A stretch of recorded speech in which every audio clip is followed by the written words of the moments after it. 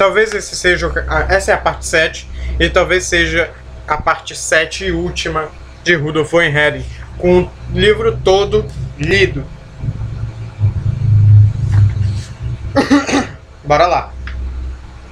Quero falar da indigna restrição do direito de legítima defesa, deste direito primordial do homem que, como diz Cícero, é uma lei da própria natureza, inata no homem, e a respeito da qual os juristas romanos tinham a ingenuidade de crer que o direito algum no mundo poderia desconhecê-la. Vai te catar. Nos últimos séculos, e ainda mesmo no nosso século, teriam podido convencer-se do contrário.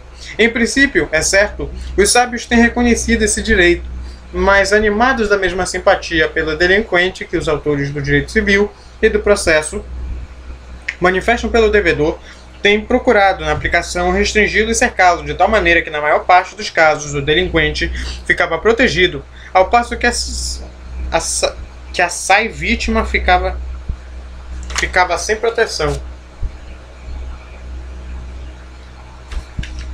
Que abismo de decadência do sentimento da personalidade, de fraqueza efeminada, de bastardia e de definhamento do simples e são sentimento jurídico, quando se aprofunda a literatura desta doutrina. Quase se julga a gente transportada a uma sociedade de castrados morais. O homem que ameaça com um golpe ou uma ofensa à honra deve evitar-se, fugir-se-lhe. É, portanto, um dever jurídico deixar o campo livre de injustiça. Os sábios só estavam em desacordo sobre um ponto único, de saber se os militares, os nobres e as pessoas de alta posição deviam igualmente fugir. Um pobre soldado retirara-se 2 vezes em conformidade com estas indicações, mas perseguindo uma 3ª vez pelo inimigo, colocou-se em defesa e o matou. Foi passado pelas armas para lhe dar a ele próprio uma lição eficaz e para oferecer aos outros um exemplo salutar.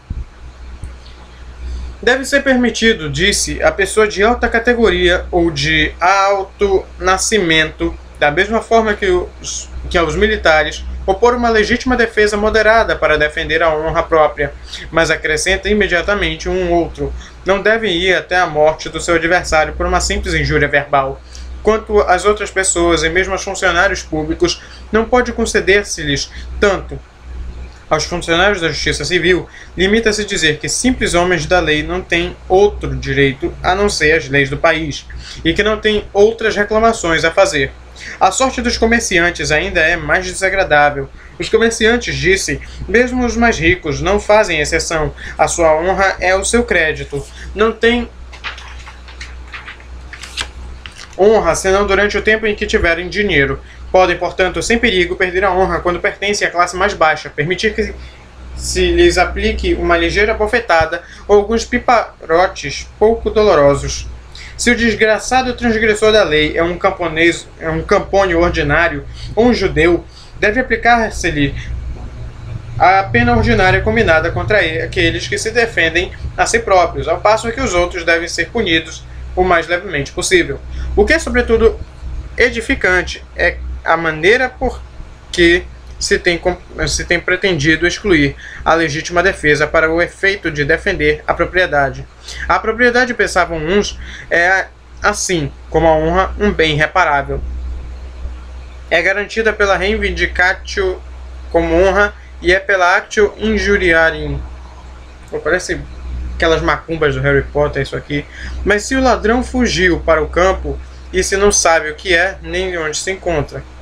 Mas se o ladrão fugiu para o campo e se não se sabe quem é, nem onde se encontra, responde-se imperturbavelmente. O proprietário conserva sempre de júri a reivindicação. E se esta ação não dá resultado, num caso particular, é somente por uma série de circunstâncias fortuitas, absolutamente da natureza do próprio direito da propriedade.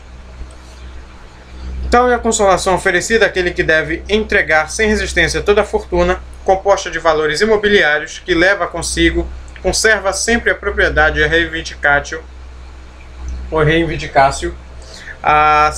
O salteador não tem mais do que posse de fato. Isso lembra o roubado, que se consolasse pensando que o ladrão não tinha em seu poder as instruções sobre a forma de servir do objeto roubado.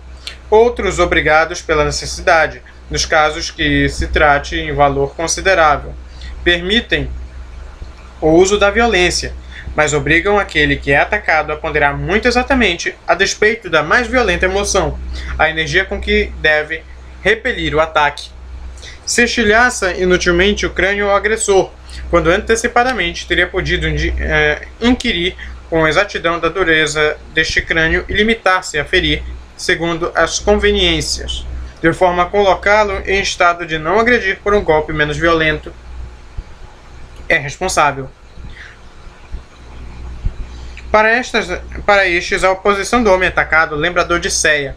Os preparativos do duelo contra Iros, Odisseia vai te catar. Ulisses delibera então se o arrojará com um só golpe aos infernos ou se ferindo com menos violência se conterá estendê-los aos pés. O herói determina-se por esta última resolução. Que bonitinho, né? Para os objetos menos preciosos, pelo contrário, por exemplo, um relógio de outro, uma bolsa com alguns francos, mesmo para algumas centenas de francos, o homem ameaçado não pode ofender corporalmente o adversário. Não pode, me obriga. Que é, com efeito, um relógio em comparação da vida e dos membros intactos. Um é um haver, perfeitamente irreparável. Outro é absolutamente irreparável. É uma verdade incontestável. Mas esquece-se somente uma pequena coisa. É em primeiro lugar que o relógio pertence à vítima e os membros ao bandido. Sem dúvida tem eles para este um enorme valor, mas nenhum tem para sua vítima. Esquece-se em segundo lugar quanto à reparabilidade inteiramente incontestável do relógio, de dizer quem o substituirá. Será o juiz por meio de uma condenação? Eis que o que resulta da cegueira e dos erros dos sábios. Que profunda confusão não devemos experimentar, vendo que esta ideia tão simples, tão justa, tão conforme ao verdadeiro sentimento do direito, o qual vê em qualquer ataque, ainda que não se trate senão de um relógio, uma ofensa a todo o direito da pessoa e a própria personalidade, pudesse ser esquecida pela ciência até o ponto de exaltar o abandono do direito, a fuga covarde em frente da injustiça, à altura de um dever jurídico. Pode assombrar que, em uma época em que a violência ousava emitir semelhante opinião, o espírito de covardia e de apática tolerância da injustiça tenha determinado também os destinos de uma nação.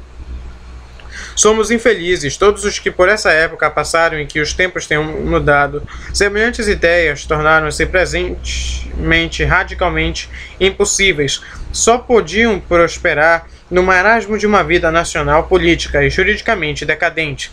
A teoria da covardia e da obrigação de abandonar o direito ameaçado forma antítese científica extrema com a opinião que defende e que, pelo contrário, considera um dever a luta pelo direito. Um filósofo moderno, Herbart, emitiu sobre a base do direito uma opinião que não é à toa falsa, mas que fica, todavia, muito inferior à altura ideal do sentimento jurídico são. Descobre o fundamento último do direito em um motivo que só pode qualificar-se de estética a aversão da luta. Não é aqui lugar para explicar quanto esta tese é insustentável e contento-me fazendo referência a explicações de um amigo. Se pudesse haver um assunto de estética na esfera do direito, eu não sei se em um lugar de ver o belo jurídico naquilo que exclui a luta, não o veria antes naquilo que a implica. Para julgar a luta em si esteticamente contrária ao belo, o que deixa já fora de questão a sua justificação moral, é preciso fazer esquecer toda a literatura e toda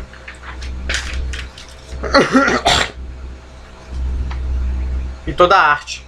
Desde a Ilíada de Homero e das obras-primas da estatuária grega até os nossos dias, porque não há talvez matéria que tenha exercido sobre os artistas uma tão grande força de atração como a luta em todas as suas formas diversas, seria mesmo difícil encontrar um homem a quem o espetáculo da tensão extrema das forças humanas, que tem ilustrado a arte plástica e a poesia, inspire, em vez de um sentimento de satisfação estética ou de repulsão estética.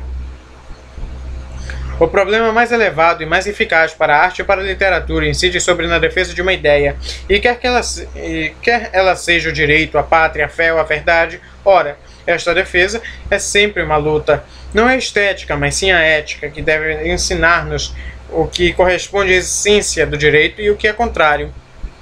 Ora, a ética, longe de repelir a luta pelo direito, impõe-na como dever tanto aos indivíduos como aos povos, por toda a parte onde existem as condições que deixo desenvolvidamente expostas neste livro.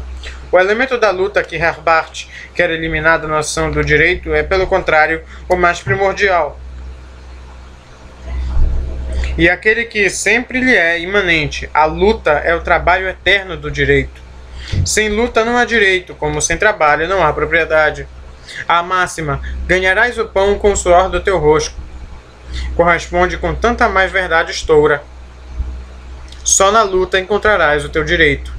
Desde o momento em que o direito renuncie a apoiar-se na luta, abandona-se a si próprio, porque bem se podem aplicar estas palavras do poeta Goethe, Fausto Goethe. Tal é a conclusão aceite atualmente.